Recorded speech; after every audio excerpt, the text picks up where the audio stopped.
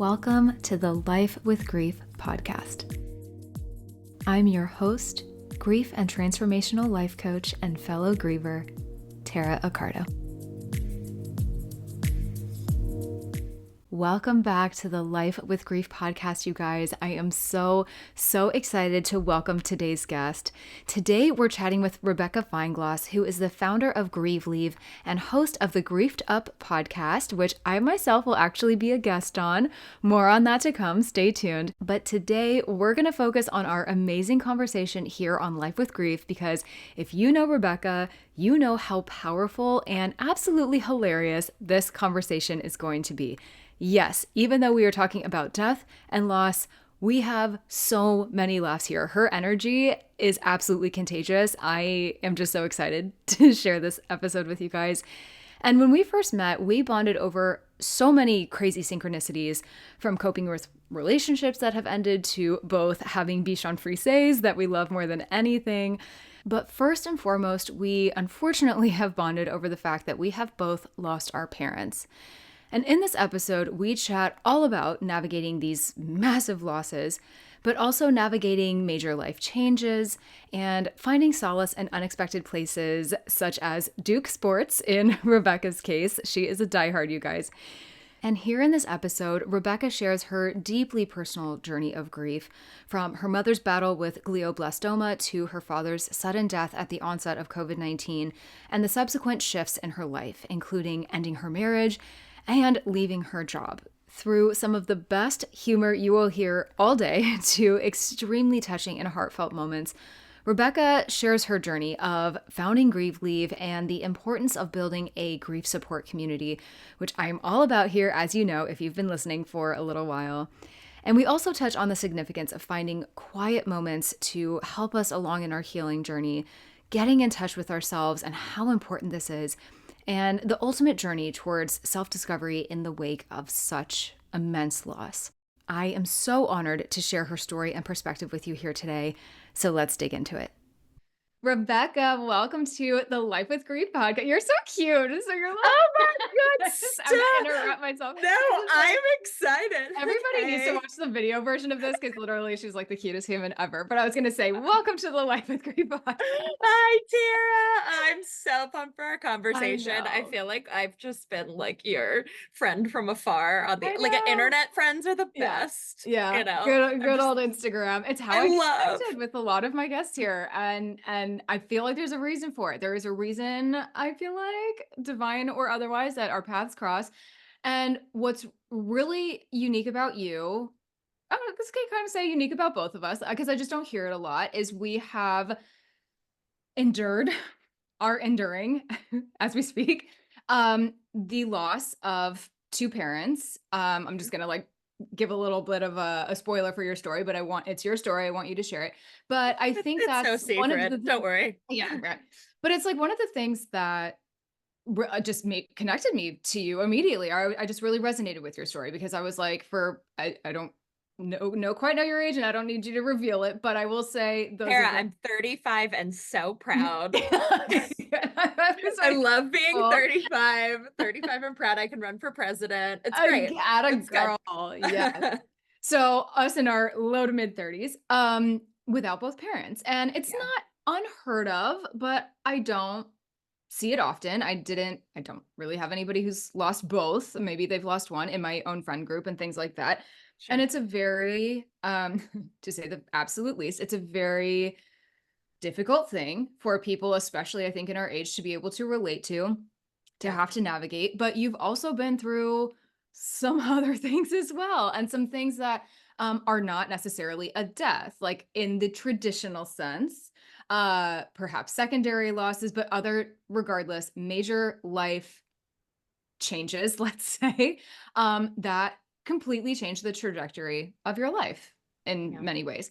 So I want to open it up to you. I would love for you to I just want everyone to get to know you today, hear your story, how you are navigating your grief, all the things. But I love to start off by just asking you, like, who are you? What do you like to do for fun? What are your hobbies? Like, what do people need to know about you?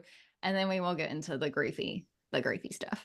Oh my God, love. Pause. I looked back in our DMs and my first DM to you was, did we just become best You friends? did That say is that. what I remember that is this. that is what I said Are because we trauma bonded already? are we besties? Because I'm a normal human when I interact with people on the internet and I just assume friendship. So glad that that is reciprocal. Yes. Because that it could be I could be a lot, Tara. Girl, Um, bring it on. I'm here for it. so oh my gosh, about me. Well, I'm Rebecca Feigloss. I am a born and raised Southerner, but we were talking before Yeah. we started this that I actually had Northern parents. So it's funny because I think I have some Southern warmth but a lot of like northern directness and snark. So What a combination. it just makes me like actually I think de facto it makes me Midwestern. Like I think I just even out Just some and like happy medium. yeah, when I lived in Chicago, I just really felt at home. I was there for grad school and I was like, "Oh, Canada plus New York plus North Carolina equals Chicago?" Like it just like those ingredients make up my personality. It's lovely. Oh my God. I can tell you all about my family, who my parents were. But I think I just have to tell you that I love in my spare time, I love all things Duke University. I love all things Girl, go for it. Duke basketball. I love all things Duke sports. Yeah. Duke is literally, even though I'm in Montreal right now, where I split my time, my brother is having a baby. I'm about to be auntie slash de facto grandma on our side of the family because there is no one else.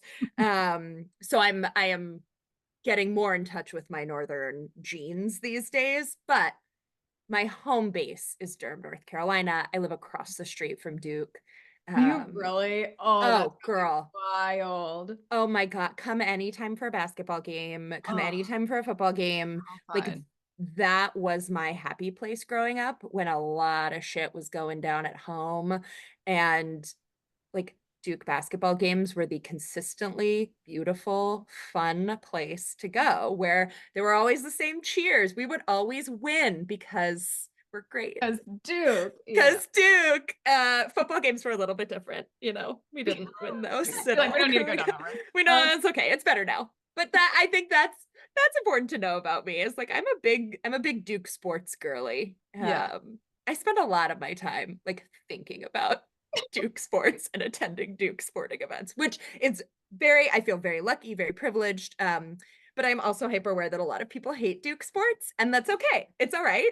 It just is a part of who I am, and it has a really special place in But my I was family. gonna say, it sounds like it goes deeper for you. And like, Super how deep. amazing is it? And I empathize with that in my own way, just needing that just that one spark of joy, that one bit of Yeah. consistency, that one thing that has just always been like kind of a core for you. And that is so Mhm. important. Like to bring this back to grief for a second, when we're grieving, like literally wherever we can get it, bring it on. It's Yeah. like Duke's Cameron Indoor Stadium was my third space, right? Like Mhm. it wasn't school, it Yeah. wasn't home, but it was this consistent place during basketball season that I knew I could go and like have a wonderful time. My dad and I and my mom, when she was still well enough, could go. My Yeah. brother always hated Duke basketball games. He would fall asleep like on purpose out of spite. He just didn't want to, he's not a sporty guy, but I loved it. And so it's like for me, cheering for Duke is actually this beautiful way to connect deeply with my Mhm. parents, who were my dad was a physician at Duke for 50 years, and my mom ran the medical center library. Yeah. So it Okay, and this I is am like an alum. Yeah, it runs really hardcore. deep for us. Yeah, Yeah. it does. Can we also talk about your dogs? Have we heard them barking in the Becau background? I No, can't I haven't even heard like anything, but the hear. the reason I bring them up is because this is another reason I connected with you, because it is the same type of dog that I had at so they're Bichons, right? I almost want to like go get them, but the fact that they're quiet right now is like It's like a remarkable to miracle. me. Yeah, no, so I like don't want to jinx it. Yeah, Daisy Duke and Ralphie are literally real angels, life. except when they're not. Yeah. And I love them so much. Daisy Duke is 12, just a Oh, floof. And yeah. Ralphie is 9. He's a Bichon Poodle mix, so he's Okay. 50% smarter than Daisy. You're Don't tell her. Oh my god. cannot. And I love They're them. so cute. But that was Oh like, my I God, was just like, thank okay, this you. girl is without parents. She is with dog that I had, kindred spirits. So when you sent me that DM, I was like, yes, ma'am. We are. We are in fact best friends. Yep. Also, I love that you as like, a young woman like me, I love that you're like, yeah, I had a Bichon because most people when they'll be like, oh my God, is that a Bichon? And I'll be like, oh, do you have one? And they'll be like, no, my grandparents did. And I'm like, thank you.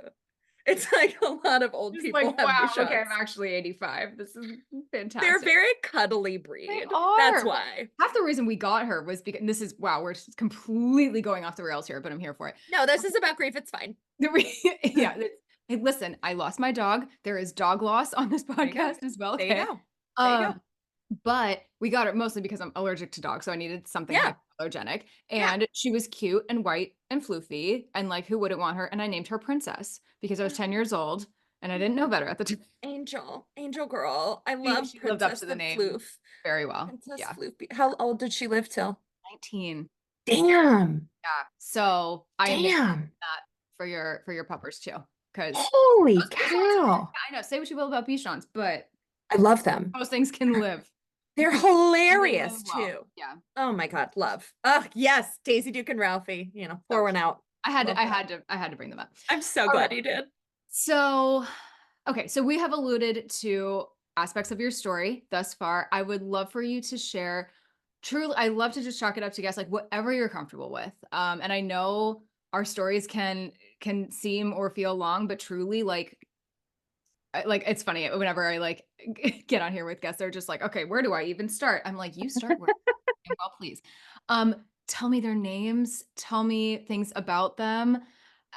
Whatever you're comfortable sharing as far as how they passed. I bring that up because, people here listening, if there is a particular way that they died or a disease or something like that. I mean, like people here, like they know my parents died of cancer and there we have that unfortunate connection and things like that. So yeah, just talk to me a little bit about that. But then also, again, I don't want to keep giving away your story, Oh my God, you're but fine. Don't worry. your any other type of losses that you would like to talk about. Just the casual other loss that we will Yes. let's just leave that as a cliffhanger for a second. Yeah. So let's start with my mom, Yeah. Susan. Two things that I have put around me in honor of my mom. This is a dress she made. It's really like fun. Maybe I can angle my Oh, camera down. oh my You can't really God. see. It has like pockets. It's like so 70s and like it's just like a fun one. I'm obsessed. Um, And it I accents the wall behind you absolutely perfectly. Can I I just did not do this on purpose. I swear to God. My nails, listeners, are the oh, same fucking color as my dress. And I put on this dress and I didn't even realize it until I was on camera with you, Tara. And I was like, like, oh, oh, I sure did that. this is a whole lot today. But here we are. So glad. And then this mug is, I chose my cow mug, which we were laughing at earlier, because my mom loved cows. And I was like, oh, let me just channel some Susan Yeah, Fineglass energy. Yeah, some Susan energy. My mom's name was Susan, like every other woman born around the late 40s, early 50s. There's so many Susans in my life. there's a Everyone is few. named Susan. There's And I'm many. like, geez, Louise. My mom was a badass. Mm. She was a 5'10" with blue eyes and this like dark hair. And she was beautiful and Funny. brilliant. She studied library science and art at McGill. And I thought everyone had graduate degrees growing up because both of my parents had graduate degrees because they were That's both fucking incredible. brilliant. I just didn't understand that that wasn't, everyone. Like, Right. no, my parents were brilliant, absolutely brilliant. Aw. Um, but my dad and my mom met studying at McGill. So my dad was from upstate New York. My mom was from Montreal, and they met their freshman year at McGill, Oh, which is so sweet. They got married at 22, like little babes. My dad graduated from medical school. She graduated with her graduate degree in library science, and they moved down to Durham, North Carolina. And dad started his residency at Duke in endocrinology. His focus was okay. diabetes. Yeah. And my mom eventually ran the Duke Medical Center Library eventually, and they never left.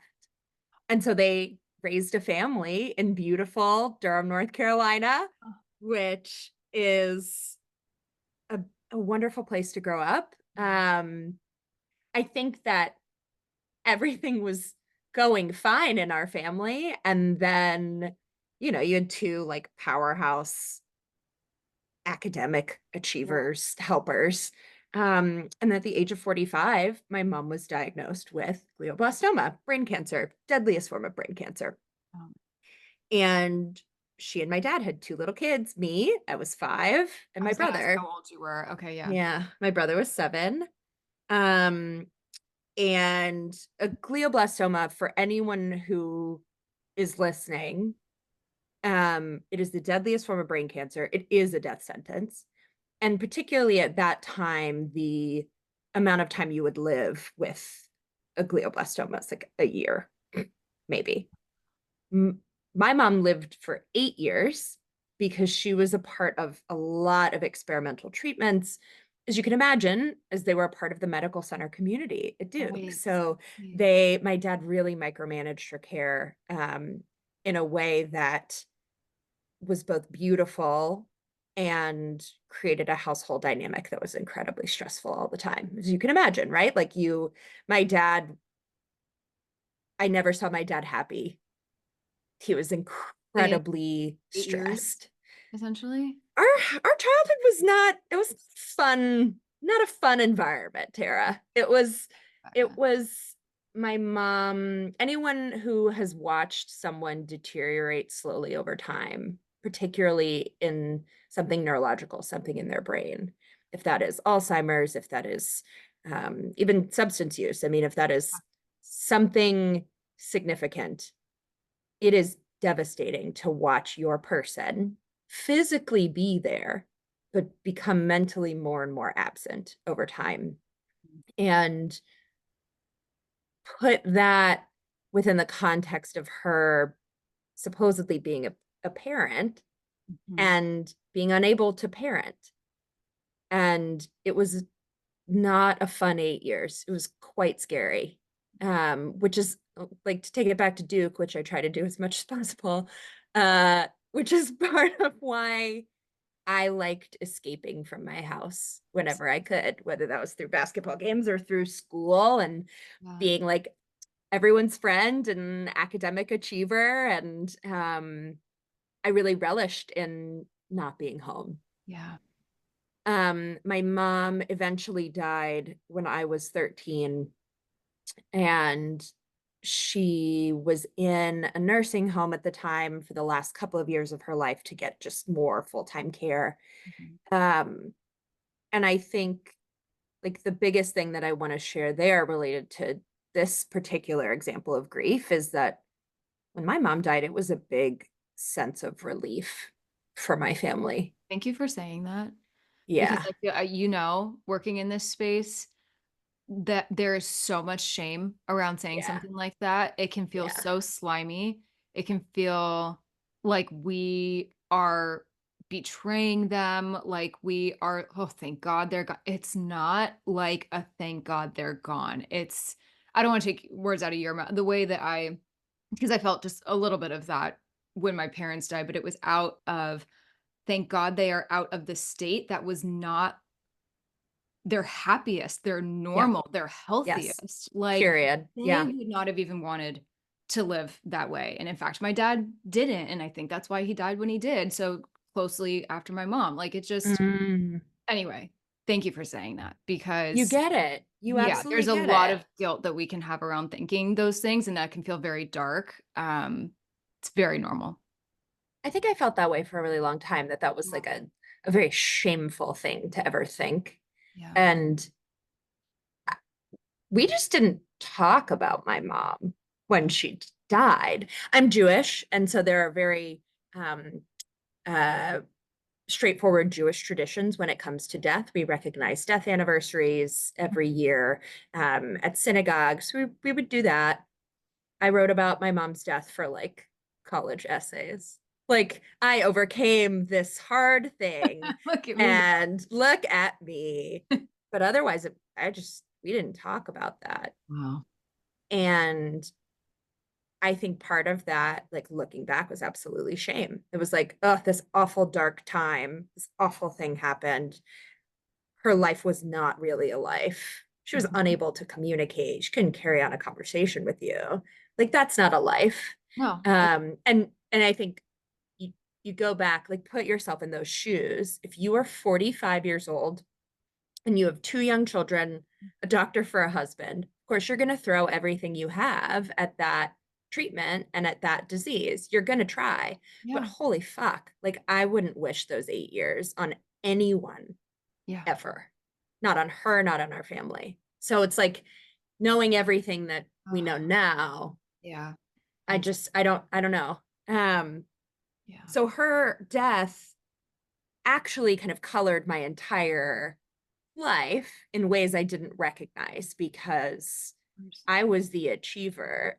I was like the good kid and was very successful, which I hustled really hard for. Graduated from Duke, graduated from the University of Chicago, got married somewhere in there, and We'll get to that. I became a teacher and then started working in policy and government and focused particularly on early childhood and education policy. Things were going great, ostensibly. Right. And I was part of this like power couple, and I moved back to North Carolina. I just worked for the mayor of Chicago. I moved back to North Carolina to take on my dream job of running early childhood policy for the state of North Carolina. And on day one of COVID lockdown, I got a phone call from basically the governor's team being like, hey, can you come in? It's Saturday morning. Can you come in? Like this COVID thing is big. We're going to shut down schools across North Carolina and you have a background in education and we want you to come in. I call my dad on the way in as I am going to the secure location in like downtown Raleigh. And I'm like, Dad, guess what I'm doing right now? Isn't this crazy? And he was like, that is insane. I'm so proud of you. I love you. He sounded a little short of breath, which I thought was odd. And then I was like, okay, well, check in with you later. Love you. Bye. And he was like, love you. And then 2 hours later, I'm in this secure basement and I had like 5 missed calls from the same number. My dad remarried. It was from her. Okay. And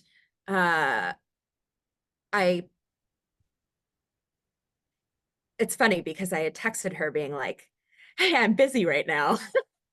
Can I call you? I'm in a meeting. Can I call you back? And she was like, no, call me. Yeah. And in fact, no. In fact, this cannot wait. Call me now. A global pandemic. Yeah, I was like, what could be more important than the chaos of the pandemic and me? I am doing really fucking important work right now. Okay. How dare you? How dare you? And then in my mind, I'm like, okay, the worst thing that could have happened is dad could be in the hospital. Like something awful must have happened to dad. Let me call her and see what's going on. So I stepped out in the hallway and I told everyone, I was like, I'll be right back. Yeah. And she said, I'm so sorry, but your daddy's gone. Or your daddy's dead. Now I can't remember if she said gone or dead. No, right. It's like we black out these like weird things, but yeah. But like it didn't compute. What? Like I didn't understand the words. And I just kind of collapsed in the hallway. I'm with like top government folks in North Carolina who are about to go on like live television. They're comforting me. Like I somehow say the words out loud like my dad's dead. It was insane. It was insane. To kind of fast forward a little bit, obviously I took some time off of work. We had to do an autopsy on him to figure out what the hell happened. He died of 2 pulmonary emboli, 1 in each lung. So those are blood clots. Yeah. And the question was whether he had died of COVID first. That was question 1. Sure. Because we didn't know what COVID like was really. And he was a physician. He was rounding with patients that week. So if he had had COVID and then died and had given it to his patients, like that would have been like a public health crisis. So got him tested for COVID post-mortem after he died and he tested negative.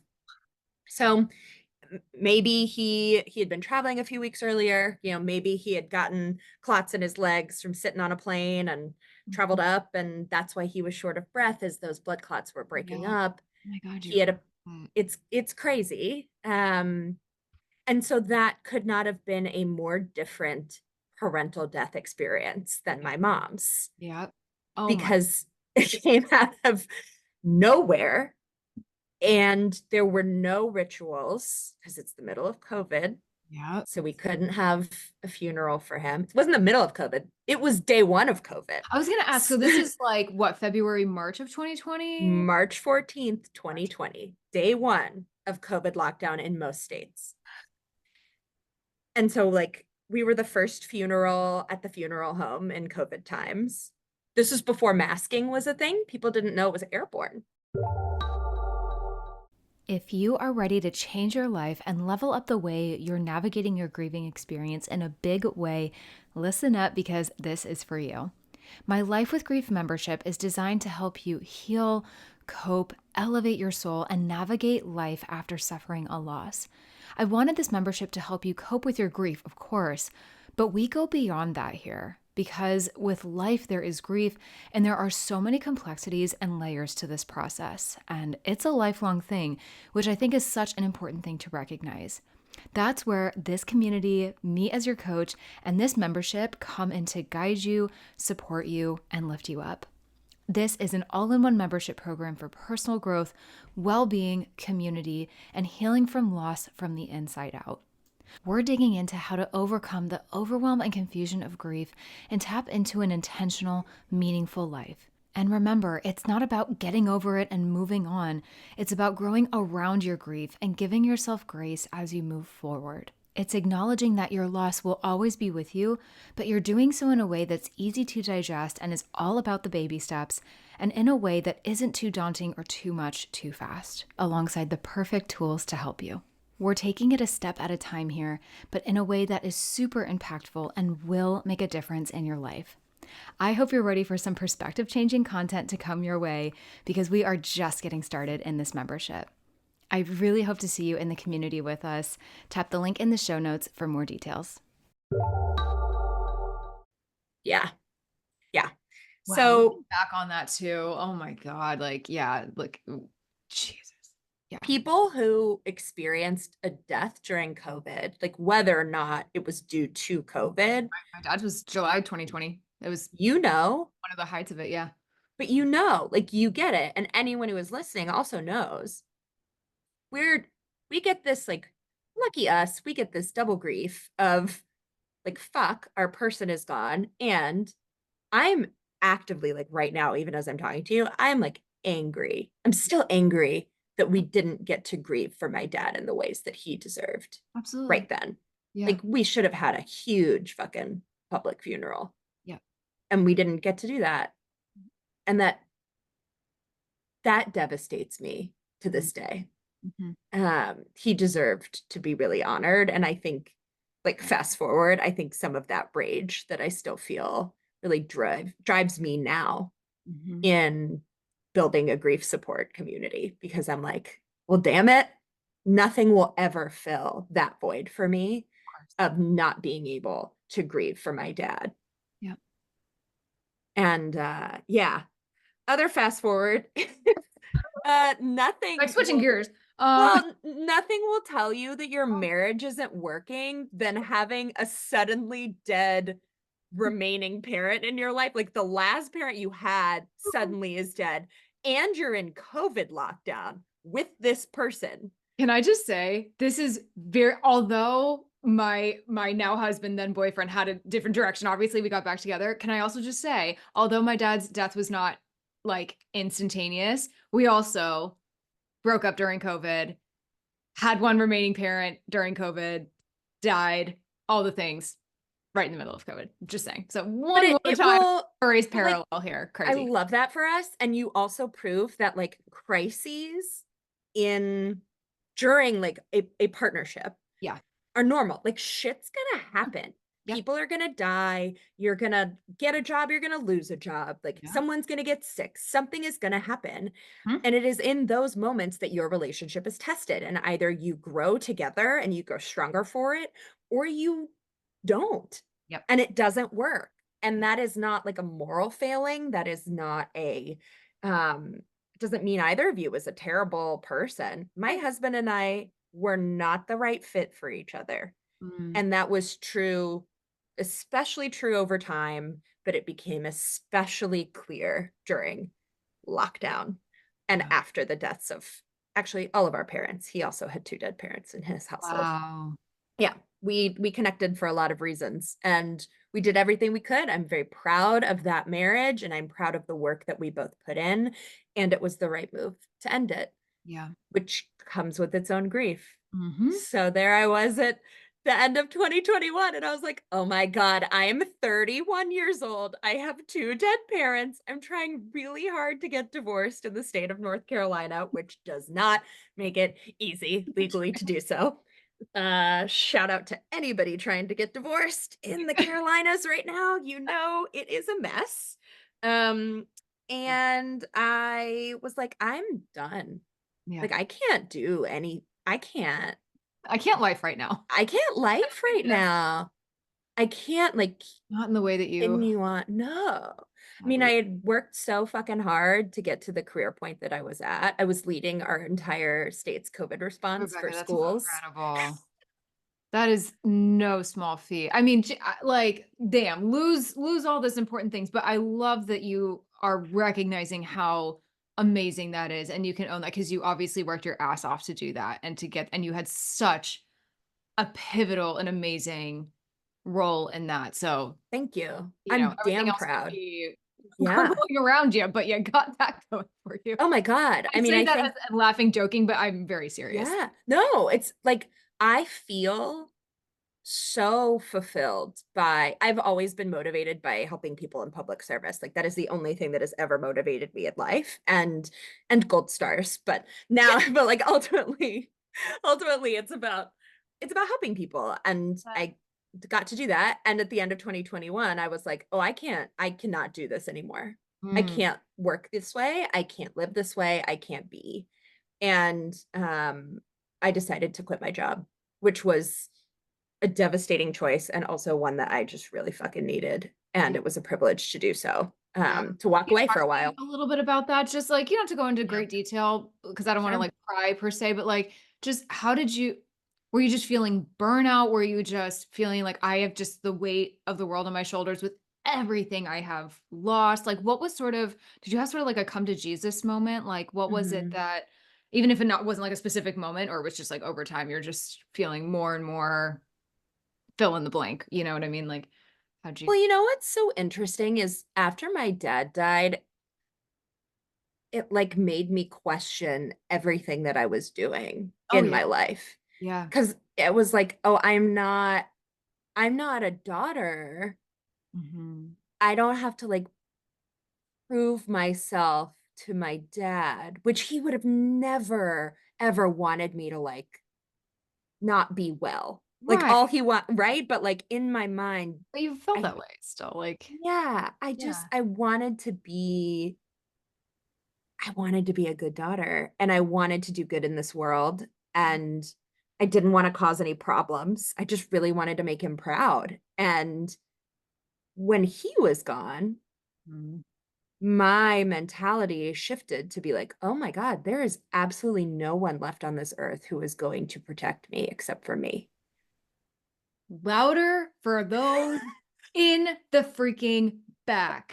It's Oh my true. god. I It's no, true. it is so true. It is a feeling that I feel like you cannot totally understand unless you have lost both parents Yeah, or someone else, whatever, parental figure, other very close people in your circle, but even I think there's just something specifically about a parent loss.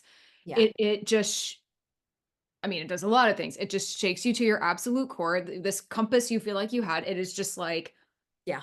bumpus, and it's just like But it's an important word to that is it's a exactly very how it felt. important word. It is Yes. the only word that can apply in that situation. And you're just so it does make you question things, and it's interesting, I have someone I'm coaching right now, and they're kinda going through the same thing. They were like, there were certain expectations that, like, her parents had for her, um, and now that they're both gone, she's kinda like, "Well, wait, do I need to, like, live up to that still? I'm still struggling with this because I've known nothing else for X amount of years. What do I really want versus what did they want for me? Like, what was imposed on me, so to speak?" And it's a very like, you are just getting to know yourself again, or maybe Yeah. even for the first time. I don't know. Like, Yes. I get how word that however you want, but I went through something similar. Yeah. You totally get it. Yeah. You 100% get it. It is like a reset of what Yes. drives you and who you Yes. are. And like the you that you were Mm. before your parents are gone, were gone. I think this is true of any kind of big loss. The Yeah. you that you were before your big loss is Mhm. no longer the you Yeah. after that loss. And that doesn't mean you're like bad at loss. Right. It just like isn't possible. I can literally never be the same. I can't think the same way. Mhm. I I have so many like Tara, like nothing will ever be urgent ever again because I know Mm. what it felt like when when I got that text. It was like, "No, call me." Yeah. Yeah.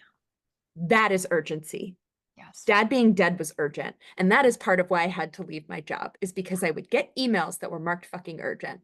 Mhm. And I was so tired and frustrated by the end of that year that I was like, Mm-mm. I'm not the person that should be in this role right now because my whole sense of urgency is shifted in my entire life. Like I don't want to respond to that email. I Mhm. don't want to I don't want to do this. Yeah. And that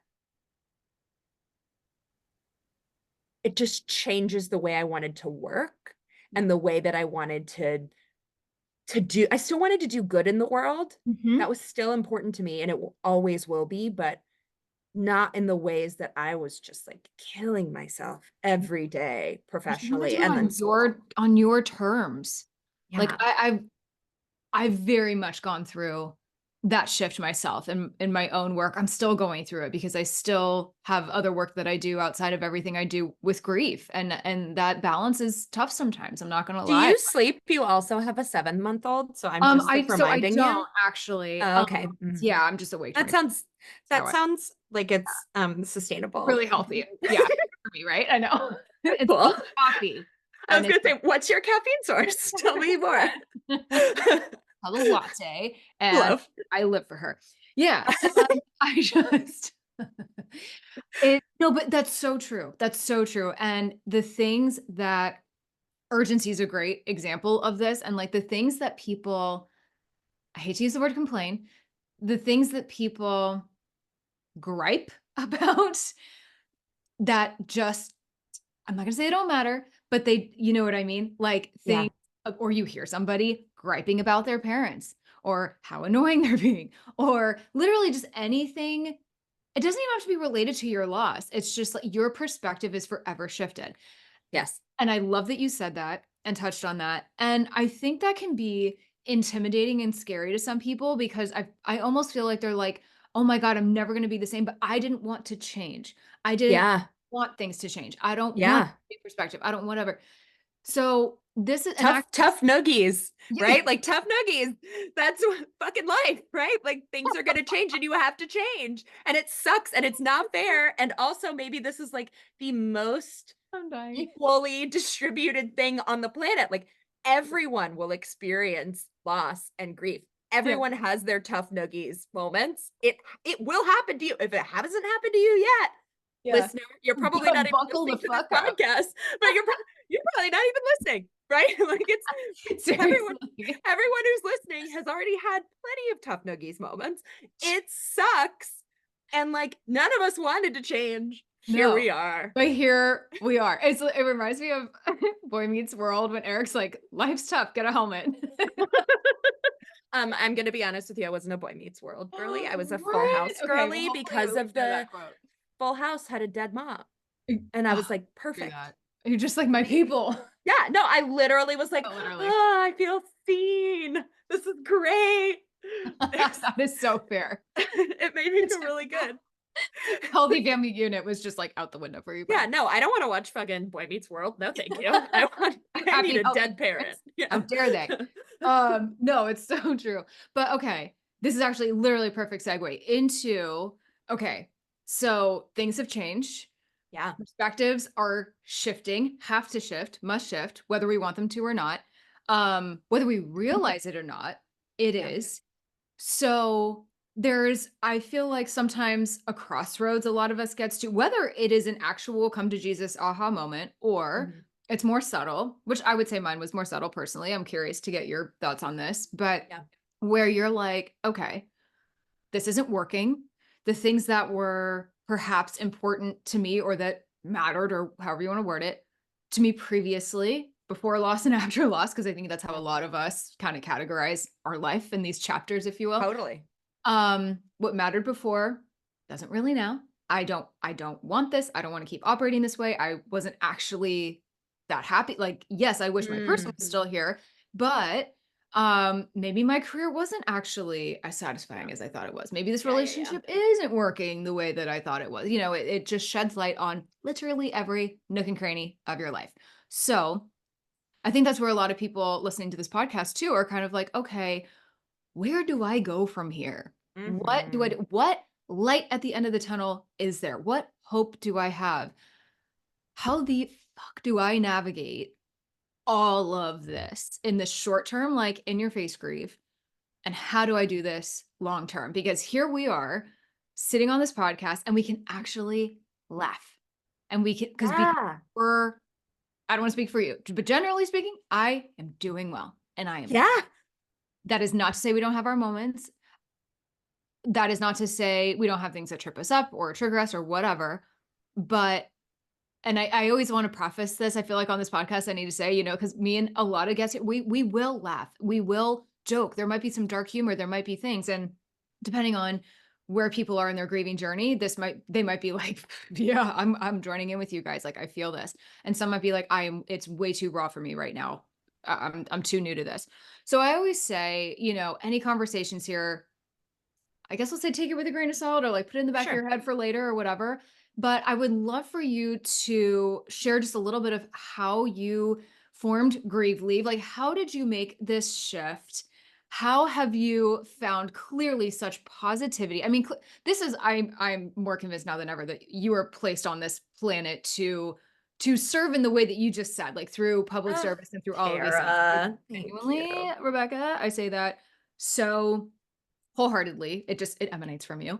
Thank you. And I love that I feel like especially all of us who like are in this grief space, we might talk about a lot of the same things, but we all do it a little bit differently. And who might resonate with me might not resonate with you and vice versa. Yep. Yep. But the point is we can all come together and like no matter what we've gone through, no matter who we've lost, whatever, we can just be on the same wavelength as each other. We can be like, yeah, this is shit.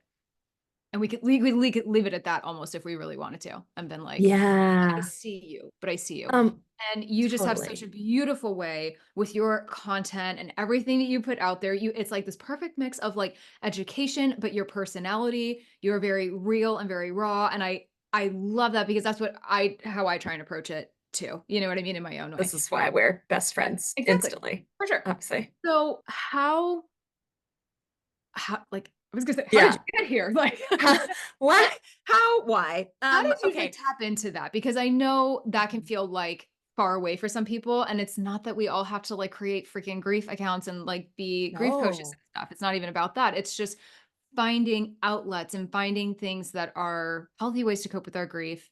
And in your case, you created something super fucking beautiful with it. Oh So my God, thank enough you. of my rambling. I will hand it off to you. Stop. Okay. First of all, you're not rambling. You're literally a perfect angel. So, I actually want to ask you a question though. Please. Do This is do fun. you get the question that I do all the damn time that is like, how do you stay like happy? Like Yeah. you seem no, it's this.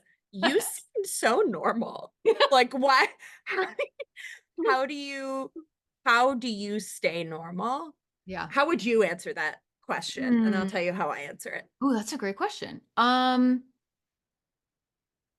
I have done a lot of self-reflection, spending time by myself, getting to know me, the root of me, the core of me. And so I did that, I mentioned like my breakup previously. So that was like just before my dad died, but it still extended a little bit like after he had died. But I was never more alone in my entire life, never more lonely, never more, couldn't have people around me 24/7. I didn't want people around me 24/7. And that's not for everybody, but that was my path. I needed that alone time to read, to listen to podcasts, to figure out what inspired me, what made me feel better, what exercise resonated with me, what music resonated with me. I mean, literally anything you could think of, I was like rediscovering about myself.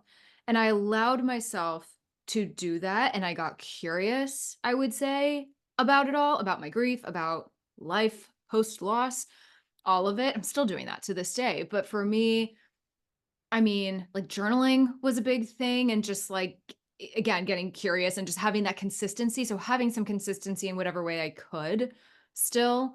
Um Writing was just a big one. I mean, that's how I started Losses Become Gains, was actually through a blog. And I didn't even envision it going to a podcast, let alone anything else. But that allowed me to, it was just very cathartic. And I Yeah. just, Yeah. I released a lot. And then for me, and I feel like this is like kind of what resonates with you, it like came out almost in the form of education. And like one of my archetypes is I'm a visionary and I'm a teacher. Those are two things I tend to be good at. So, and that's kind of how Losses Become Gains like came to life. But it can, that can manifest in whatever way it does for everyone else. So, okay, so what was the question? Like, how am I No, normal? that how are Uh, you normal? But you've described like at its core, you like are normal because you are the yourself. process. Like you Yeah. and you got to figure out like who you are as Yeah. Tara. And Yeah. that took time and that took alone time and that took Yes. learning and that took And intentionality on your work and part. energy. Yeah. And being so, I've just gotten to a point too. I'll just finish and then I will go back to you. Just being unapologetically myself. Because I could put out this podcast or I could talk about and people might judge me for this. Or they may be like, Jesus Christ, all she does is fucking talk about her parents. Like, move on. And I've had people say that to me, actually, which is the most disturbing part. Usually older generations, they're like, literally, stop talking about it. Like, you're making me uncomfortable. You're making me sad. You're this, you're that. What I'm like, it's not my fault that you're uncomfortable with me. You don't have to follow me, actually. You can crusty old lady, get off Facebook. There's Like, plenty of other oh my content out God. there if you want to Yeah. avoid your own pain, right? Like that says more Exactly. about them Don't, and that they would take the time to comment that. I'm like, ooh, yeah. I'm curious about that person Yeah, now. please. Oh, wait, actually, let's dig into your trauma again, Tell shall me we? about you. Like, ugh. But anyway, just yeah, just owning my shit, really. And just but Yeah. that's just it's a part of getting to know yourself. And I always just want to empower people to like that can be a painful process. I'm not saying it's like all rainbows and daisies and roses and shit, but it's also a very inspiring and a very empowering process if you allow it to happen. Hey, my friend, are you needing some relief from your grief?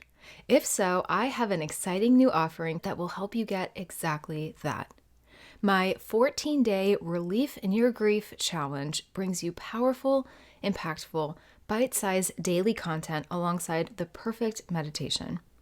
One of the biggest struggles I hear from my members, clients, and people on social media is that they just need some relief from the stress, sadness, and pain that grief and loss can cause. But here's the thing, so many people are lost and unsure about where to start. This can feel like a huge thing to tackle, so we are doing it together and we're starting with just 14 days. Give me 2 weeks and I will help you begin to take that anxiety, heartache, and anguish and turn it into peace, clarity, and hope as you move forward with your grief. Seriously, what do you have to lose by joining? Challenge your grief and give yourself some relief, my friend. I have no doubt this 14 days will be an inspiring, uplifting, perspective changing experience for you. Join now through the link in the show description. Oh my God. Everything you've said resonates because I would say the reason I seem normal now is because I stopped pretending like I was normal. And it's like I stopped spending every day of my life hustling to serve others at all times, doing my best to look perfect, having the perfect seeming marriage, posting the perfect stuff on social media, being the helping friend, being the friend that is always there for everyone else, being the person who, I mean, I still dress very well, obviously, but like caring so much about how I look and how I was perceived. Yes. And over time, and particularly like at the end of 2021, when I decided to leave my job, is I was like, I need to figure out what is a sustainable way for me to live this life. And I have a feeling that that will come from being really honest with myself about my life and the feelings that I have around fucking grief and loss that I never surfaced. And it really wasn't until my dad died that I was like, ooh, I have a lot of grief for my mom that I've never, ever talked about or processed in any way. And I would just fill that grief hole with achievement and work. But then when dad died, it was like, oh no, I don't, no amount of work can fill these voids in my life. Yep. And then plus the divorce was like, literally, who am I? Yeah. And like you, Grieve Leave started as a blog.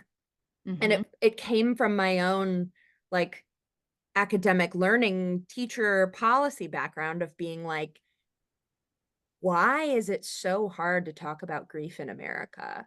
Yeah. Why is this so hard for me? Yeah. What are the policies that make it that way? Mm-hmm. What have I learned and internalized about why grief is hard to talk about? What research is there on what grief actually is? What is grieving? And like, how am I supposed to do that? Everyone, like literally, what is Like, that? how do I grieve? Literally. For real, people do that. And I can understand why. I didn't understand. Yeah. And I blogged about that, put that on social media for both death and non-death related grief, because I was very clear that I was the one to end my marriage and I felt an incredible amount of grief about the life that I did not get to have with him. Of course. Yep. Both are true, right? It can be the right move and you can still grieve it. I was going to ask about that. Yeah. Just if that existed for you, which I had no doubt it. Totally. My God, I don't have kids right now. That is devastating to me, if I'm being totally honest with you. Like, oh my God, I wish, and that comes from like having a dead mom and like wishing I could mother, right? Like it's all, my therapist and I talk about this all the time. But I always imagined that by 35, I would have a couple of kids or be at least trying for a kid. I also imagined I would be running for president, Tara. And then like manifesting this, please. All of these For the record, things you have my vote. Oh my God, what that's worth. So much. I really appreciate it. But yeah, that blog resonated with people globally. Yeah. Particularly around the divorce grief side of things. Yes. Yeah. And which was really interesting. Also, my grandma died, my last remaining grandparent, in the middle of my year of grief leave. And so I saw another example of like prolonged death and a natural, wonderful age of 98. And it's like, oh, right, this is what it's supposed to be. Yeah. Nana, she raised the average age of death in my family. Thank God. You gotta like math that out. 98. Woo! It's good. But what I learned after taking a year off, quote unquote, on grief leave and seeing how that resonated with so many people. So I was like, well, I can combine my background in education as a teacher, is how I started my career, and my background in policy and government, think about how we create change on a seismic scale, and my love of people. And I do still love like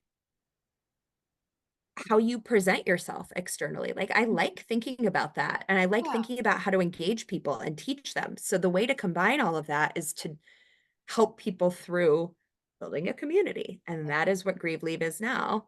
And it is so much bigger than I ever thought it would be.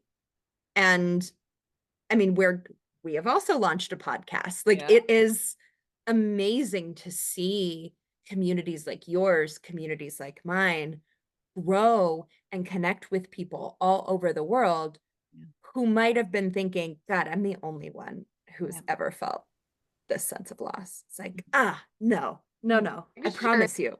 Like while all of our grief is unique, certainly, I always say there are general themes. There is loneliness, anger, sadness, joy, even guilt, Totally. regret, all the things that we can all feel on a like that community level. So even though it is as unique as our fingerprint, our grief, it's yeah, there is that beauty in community that I think is so under but it's so interesting though, because I will say, and I've seen this in my own community too, there are people that go inward and they're like, I don't want to talk to people right now. I don't want the community. There's people in my membership where they're just like some people are more active in that than others, and that's okay. And sometimes like in my earlier days of grief, I would not have been that open to a community. I was like, I just need to go inward right now. I got to Dude, figure. me neither. I would have never. But now I'm just like, it's so magical. Like, look at these types of conversations we can have, and we can, dare I say, even laugh about it. Not about the deaths per se, but just like, wow, look, this life thing, man, This is this is no why joke. it's pretty wild. But no, Yeah. I mean, Yeah. that is at the center of founding Grieve Leave is Mm. my own frustration at not finding grief support that I felt was relevant for Yeah. someone like me who did not want to sit in a circle in the basement of a church on a Tuesday at 4. Thank That you. is not that's not for me. It's not me. And I tried. That is Mhm. pretty much the only grief support that is available to people, particularly in the South. Yeah. And it is it it devastated me. It made me feel 10 times worse to show up in a space that I then felt like a complete other in. Right. And it was Like, oh my God, awful. if I didn't feel isolated before, now I really do. Now I Now really now, feel like, the old ladies at the grief support group are like, "Oh, hi. Are you speaking today to the group? Are you on the staff?" And I'm like, "Nope, ma'am, I'm a griever just like you." Now I feel even worse about myself. Thank like, you. I'm just gonna leave. Okay, good day to you. And it was like, it was shit like that. And I was like, we can do better. We can host grief support events at bars and at exercise yeah. classes. We can host things online. We can talk about divorce related grief. We can talk about ambiguous losses like that are like, well, this person's still alive, but like they're Mhm. not in my life. And I Right. have a sense of loss about that, Yep. whether or not you wanted it to end or not. Yeah. So it is, Grieve Leave is incredible. I Yeah. love, love, love our community. I love connecting with people like you because it is through like finding your people, People. like Yeah. your figures on the internet, your whether you're reaching out to that community or not. Like Mhm. if you are seeing content that resonates with you, you feel Yes. less alone. And I think that's community too. If you're listening to this podcast and never participate in a live grief support event or like write a comment ever, totally fine. You're Yeah. still a part of a community because you Yeah. feel seen even through Love listening, that. So you're So doing true. incredible work Thank through all you. of your No, it's stuff. so true. Yeah. We didn't do it. That's the big thing. Like that. Like it's a whole nother episode, really. But like how we like social media is very interesting. It can feel very isolating. It can actually actively make us feel worse. I have had that Yes. happen where if we're feeling like someone has the life that we don't have or no longer do or whatever it is, and it can be very inspiring. Or hopefully people come across content like the ones that we post and we're like, God damn it, I needed this today.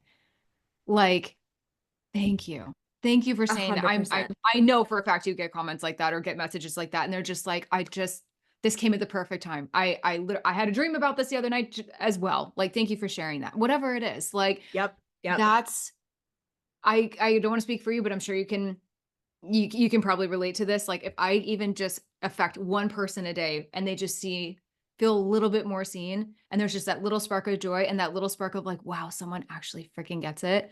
Yes. That's all I need. But like then going back to exactly what we were saying before as to why I feel more normal and why I wonder if you feel just like more like yourself is because like it's not like we haven't been thinking about our grief this whole time, right. Yeah. right? Like it's that we're saying the things out loud Yes. that maybe we just like didn't say before Yeah. because I don't know. I feel like I have nothing left to lose. I feel like I've literally nothing left to lose. I feel like that is the privilege of going through like of front loading my loss at this point in my life. Is like I'm like, okay, like I think I'm probably, I mean, who knows what the hell is I'm gonna good for happen, a while, am I not? right? I Like, have to be, but it's like I can say the things out loud. yeah. I have an immense amount of privilege as a white woman in America with financial resources to do the work that I want to do on the timeline that I want to do it on. Holy shit, do I have a lot of privilege? Let me speak up about the hard things Hmm. and hope that that helps somebody else because I can. And I'm proud and grateful to be able to do that every day. Yeah. That's incredible. Ah, that touched me. Oh, you do that shit too. We're speaking up. We're just I loud. know. We do. I'm Yeah. loud for a living. I'm definitely loud too. It's why I have a freaking podcast of all things. No, and really, and two, I mean, I know you're already feeling this with your podcast, even though it's like on the slightly newer side. Like there is something not only cathartic about writing, but then like being able like opening that throat chakra and being like, yeah, this is how I feel, or this, asking guests and having conversations just like this and being like, are you feeling this too? How many times today have we been like, yes, like girl, preach, like This podcast is literally just this episode. It's just us being like, yes, yes, it's yes. just chaos, but it's fine. No, it's not. It's beautiful. Organized. Yeah. And it's so, but that's also what grief is. But it's Yeah, literally just like for true. there's I something see about you. hearing it out Yeah. loud that Yeah. feels really different and it feels so intimate, right? Like Yes. Yeah. it is a privilege to be able to talk with you and like have you see me and me see you. Yeah. I'm grateful. And I love so the podcast is called Griefed Up. It is new. I love that you said it's on the newer side. It is brand spanking new. I am so You got a proud. turn, but yeah.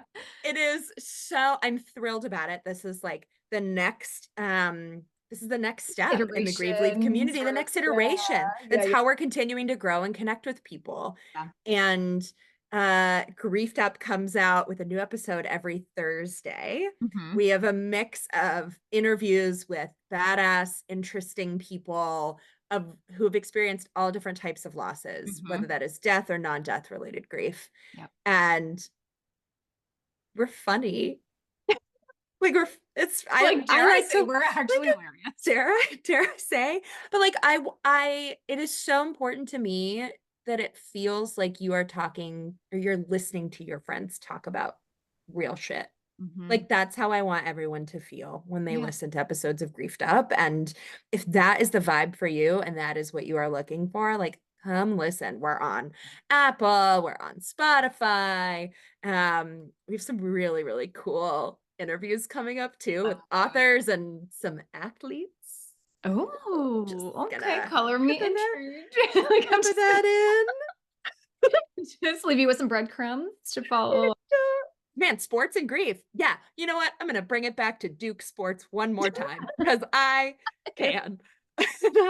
And that makes me happy. I am not an athlete, Tara, but I hear Oh, that there's gosh a lot, darn it. there's a lot of grief in sports. We're going Oh, to talk about I that. should only begin to imagine. Yeah. Yeah. Are you On not an athlete either? well, I used to do lots of things in high school, Okay. but I Well, haven't done anything that since high school. So sounds like an athlete to me. I had my volleyball moment, I had my track and field, and now they're gone. Well, I mean, that's amazing. But it I was did not have that. I played softball kind of as a joke my senior year. I was student government girly and drama. so god. It's true. Oh my god. Okay. So, to wrap this up, I always love to ask my guests like what is just like one or two little nuggets of advice, tips, words of wisdom, whatever it is. What if somebody is listening to this episode right now and they're just like, okay, y'all are a lot. This was informative, but like, okay, I made it. to the end. Now what? Oh my God. Wait, literally my advice, my biggest piece of advice, and this is going to be very ironic after an episode like this, Uh-huh. is to get quiet. Like, and I so No, mean that. I It's back to that, like, please. No, and it's so true. it's so like, I started yoga for the first time in my life after my Mhm. dad died because my therapist was like, do me a favor and just try it. I Do me think do just me a do solid. I was like, I Oh, almost said her name. Whatever, I'll just say it. Ellen. It's like, Ellen, I don't at all want to do yoga. I never shut the fuck up and I'm not flexible. Why would I do yoga? it's just not Why would I math ever is do that? not mathing here. And she was like, that's exactly why you should try. I love that. Thank you, Ellen. It changed. Thank you, Ellen. It changed my life. Yeah. Getting Yeah. quiet Mhm. changed my life. And I'm getting goosebumps literally just talking about Mm, it. yeah. I would not consider myself a particularly spiritual person. I would not consider myself a particularly woo-woo person in any way. Mhm. Yoga fundamentally changed how I think. It changed how I approach work. It Mhm. changed how I approach relationships. And that came from getting quiet first and foremost. Mhm. Before any of the moves, I'm so much more flexible than I used to be, but like that is secondary. Like Yeah, for it's the me, mindset and breath work and everything. Yeah. breath, Mhm. quiet, hearing your thoughts, but not even getting like boggled down in them, like Yeah. recognizing them like a cloud that is Yes. passing. Like Yes. that changed my life Yeah. and made me recognize like, wow, I'm crying in yoga right now. Why Mhm. is that happening?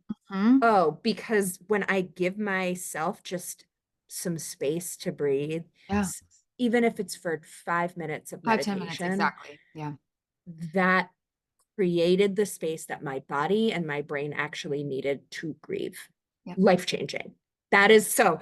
After not shutting the fuck up for an hour plus, my advice and my biggest word of wisdom to anybody out there is to get quiet when you can, even if it is for 5 minutes a day. I love that. Thank you. I say this a lot now. Witness yourself, witness your grief, give it the time and attention it deserves. We are so often told or conditioned or whatever to like tamp it down. And sometimes we feel like we don't have a choice. We have a family, we might have kids, we might have a job, we have all these responsibilities and things. When do we take the time for us? And we've talked about this today, right? Like it sounds like both of us have, and I also did therapy for a little bit. And it's like, you have to like invest, and it doesn't have to be like monetarily, I mean, but just investing that time in you, in Yeah. the silence, and whatever resonates, and getting curious about that. And like maybe you try yoga, or maybe you try something for a little while and you're just like, oh, okay, this really is not working for me. But then you go to some other healthy coping tool, or even just Yep. walking or something like, okay, this is more my speed. Like, Yes. that's fine. Oh my God, There's walking. never, yeah. Again, shout out to Ellen. Ellen was like, go for a walk. Do Yeah. not bring your dogs. Do not put in Mm, headphones. yep. Go Yep. for a walk. Yep. Leave your phone at home or put it on something and Yep. just go Yeah. and just be. That Hmm. changed my life, right? Yep. I was so uncomfortable. And over time, Yeah. I I am no longer uncomfortable with Yeah. silence. I'm no longer uncomfortable being alone because I am just myself. And just myself is fucking awesome. Yeah. I love that. It's like such probably a millennial thing to say mic drop, but I'm just gonna say it. Like it's just because it applies here. Look at No us. better term. Like Love this for us. so true. And it's just such a sacred time in our life when we go through something devastating. And whether you're on day one or you're a few years out or whatever, there's no bad time to start. There's no rules, there's no timelines. There's just, it's like I feel like if somebody takes anything away from this episode today, because we've covered a lot, but like it's just like releasing any constraints or stress or whatever. And you've said this so beautifully throughout this episode. It's just like really getting to like hear your own voice again, and you're tapping into your own intuition. Like you leaving that job, you're like, if you had not gotten in touch with yourself the way that you have, or you didn't allow yourself to have those tough thoughts and those painful thoughts and work through that, you might still be in a position that is not good for you. And maybe Yes. like I've been in positions where I'm just like, had I stayed where I was, my work for them wouldn't have been good. And that's not Yes. a fair exchange of energy either, right? Yeah. So it's just, yeah, I mean, grief does nothing if not give us a very like twisted and unfair gift of like, I don't even want to say a blank slate, but just a reset of sorts. And if Clarifying. we are willing to take that on, and again, not that it's not uncomfortable, not and so thank you for saying that too. Like, not that it doesn't come without pain and discomfort and things like that. I don't think either of us would ever say that it does not come Mm-mm. with any and all of those things. So much pain. So much, Buku pain. so much, Much pain, much discomfort. Yes. many pains. But it's a necessary evil. Let's just say, it's a necessary part of the process. So love that word of wisdom as far as just like getting quiet, taking breaths, all the things. And we can be a beautiful dichotomy of both, right? We can be talkers and we can be boisterous and we can have those quiet, still, sacred moments. And 100%. both are amazing and both are beautiful and both are needed. Love it. Obsessed. I'm obsessed with you. It's okay. You are amazing. Thank you so much for this whole conversation. I feel like there's more to come. I feel like there's others, like more specific topics we need to get into at some point. You're going to be on the Griefed Up podcast, obviously. So part 2 is coming, everyone. Obviously. You saw the end of us? We sure did not. We're only getting started. Where can everyone find you? This will all be linked in the show notes, of course, but if people want to connect with you, join your community, listen to the podcast, all the good things, where can people find you? Tara, thank you so much for having me today. I am just like thrilled. You can find Grieve Leave on every social media platform at Grieve Leave. That is GrieveLeave. Grieve Leave. Have a big I before E. Well, because it's not grief leave. Grief leave. Like that. That's not grief. I can't even say it. Grieve leave is what it is. Doesn't roll off the tongue. Yeah, it doesn't. I can't. On Instagram, Facebook, go to grieveleave.com, join our community there, sign up for our newsletter. Go listen to the Griefed Up podcast on Apple Podcasts, on Spotify, whichever of those 2 platforms you like the best. Like we don't discriminate. We don't discriminate. I'm so proud of that podcast. And I am so proud of how we are kicking off these conversations that are this beautiful mix of the pain and the laughter that come with grief. There's space. I can't wait. There's always space for both. So go listen. Can't wait to hear what you think. Yeah. Amazing. Thank you so much, Rebecca, for being here today, for giving us your time and your insights and your energy and all the things. Freaking love you. So excited. Oh my God, love you. This episode, and you're just the best. You're so inspiring. So I'm so excited to have this conversation for like literally the longest time. So I'm so Stop it. Thank you, Tara. I really appreciate it. Thank you. I am sending you a huge thank you for tuning into today's episode, my friend. I'm so grateful you're here and for the steps you are taking to heal your heart, open your mind, fulfill your soul, learn, grow, and evolve, and move through this crazy thing called life in big, beautiful, impactful ways. Visit lossesbecomegains.com for my blog, membership, more coping tools, ways to work with me, and so much more. And be sure you're following along on Instagram and Facebook at Losses Become Gains, and on Instagram and TikTok at Life with Grief Podcast. I love seeing new faces, meeting new people, hearing your stories, and supporting you however I can. Be sure to hit that subscribe button if you haven't already, and share this episode or this podcast with someone who could use it too. And remember to always keep asking yourself, how will I turn my losses into gains today? I'll catch you in the next episode.